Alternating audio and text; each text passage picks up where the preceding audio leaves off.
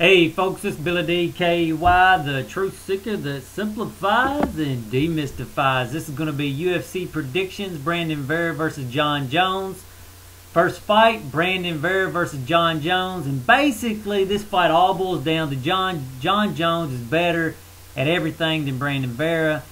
Jon Jones is more dynamic. He lays it on the line, which Brandon Vera really hasn't been landing on the line since his fight with Tim Silva. It just seems like his belief in his invincibility has been broken, and he just he holds back now.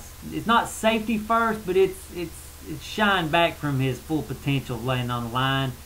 Basically, in that Randy Couture fight, I believe he won it based on my scoring system. However, I believe if Brandon would have laid it on the line, he could have finished Randy, but nonetheless.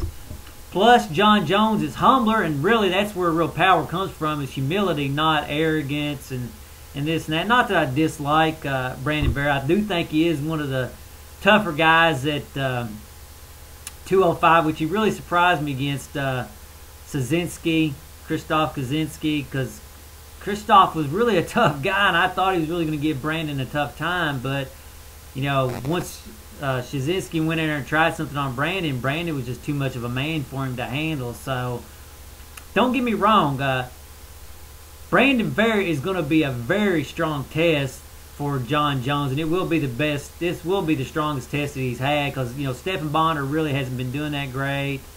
I was really impressed with what Jon Jones has done with Matt Hamill. He just walked through Matt Hamill. He just made Matt Hamill look ugly.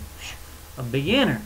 And so, yeah, I'm basically on the Jon Jones bandwagon. There's really, I mean, what can you say bad about him, man? The dude comes in, he lays it all on the line, he's humble, you don't hear a bunch of trash talk, the guy delivers. I mean, what's there not to like?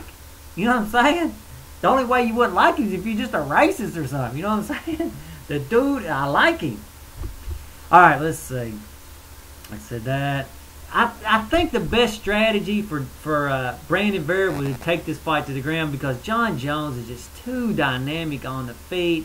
I think Brandon needs to use the Greco-Roman stuff that, you know, that Randy would typically do, just to avoid the massive barrage of strikes that Jon Jones is going to bring to the table. So, with all that said, I'm going to have to give the nod to Jon Jones, 60% and 40% to Brandon Vera. I see this being I see Jon Jones basically just being a better version of Brandon Vera, which, you know, I don't know. That's just the way I see it. Next fight, Junior Dos Santos versus Gabriel Gonzaga. This fight all boils down to Junior is a better striker than Gonzaga. Don't get me wrong. I think Gonzaga is a great striker. You know, I think he did real well against Shane Carwin, but Shane Carwin just, you know, he has that one knockout kind of power, man. He's awesome.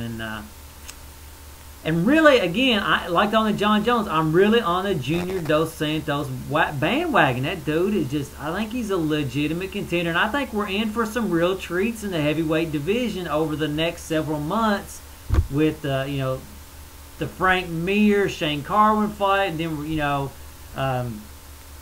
Velasquez, he just fought. He'll probably be fighting again soon, because that really wasn't a tough fight for him. You know, he come out pretty unscathed, the best I could tell. So him in the mix, and just in this fight, I think, and then Brock's coming back. I think we're going to be in for some real treats.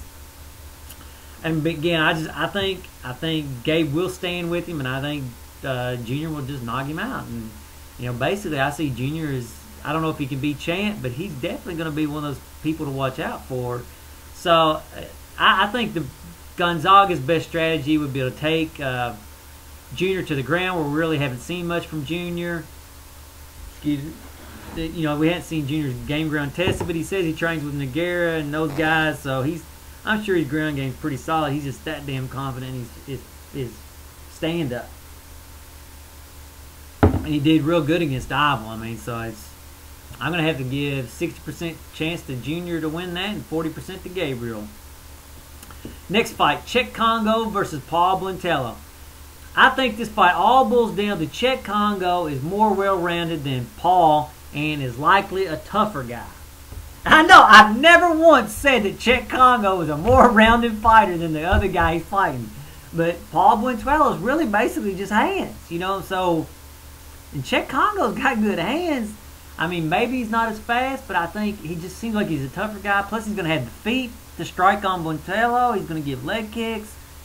I see this being a real bad matchup for Paul Buentello.